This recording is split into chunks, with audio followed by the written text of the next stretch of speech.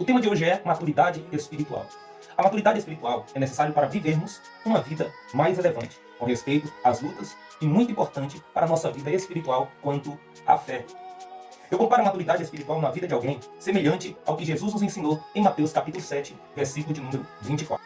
Todo aquele, pois, que escuta estas minhas palavras e as pratica, assemelhá-lo-ei a um homem prudente que edificou a sua casa sobre a rocha. E desceu a chuva, e correram os rios, e sopraram os ventos, e combateram aquela casa, mas não caiu, porque estava edificada sobre a rocha. Existem duas classes de pessoas, e essas duas classes de pessoas são maduras e não maduras. E é importante compreendermos o que é ser maduros na fé e não maduros espiritualmente. A pessoa madura espiritual, ela tem estrutura. A pessoa não madura espiritual, ela não tem estrutura. Tem gente que confunde maturidade espiritual com tempo de crença, mas maturidade espiritual está ligada na intimidade com Deus e a aceitação da convivência em relação à palavra de Deus.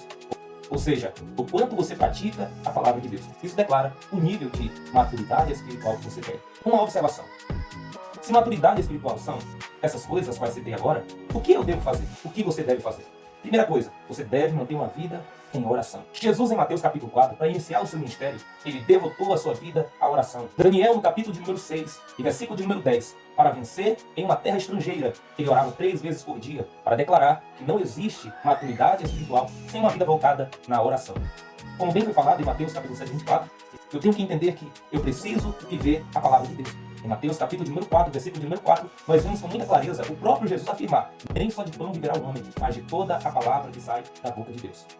Também, como Paulo afirma em 2 Timóteo 3, 16 ao 17, toda a escritura é divinamente inspirada, é proveitosa para ensinar, para redarguir, para corrigir, para instruir em justiça. O versículo de número 17 diz: para que o homem de Deus seja perfeito e perfeitamente instruído para toda boa obra. Temos alguns pontos importantes sobre os quais sabemos se temos ou não maturidade espiritual.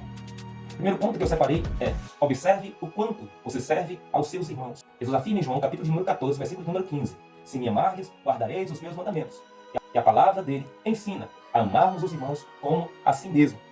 Este mesmo Jesus também ensina a servirmos uns aos outros. No dia em que ele estava reunido com seus discípulos, ele começa a lavar os pés de todos os discípulos em forma de ensinamento de como devemos servir aos nossos irmãos. Segundo ponto, observe se você tem comunhão com os seus irmãos.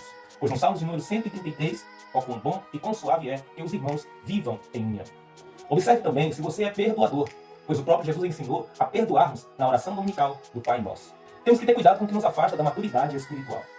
Algumas coisas como distrações, tentações e conflitos internos podem tirar a nossa maturidade espiritual. Então tome muito cuidado. Jesus foi tentado lá no deserto, em Mateus capítulo 4, quando o diabo lhe tentou.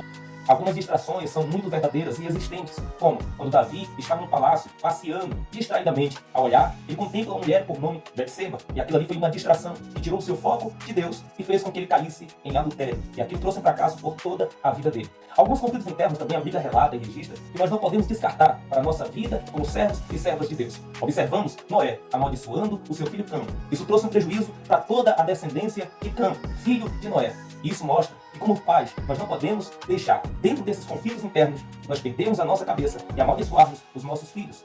Não podemos descartar também o assassinato de Abel, quando adorava a Deus e Deus se agradava dele. Por inveja, Caim assassina o seu próprio irmão, dentro de um conflito interno.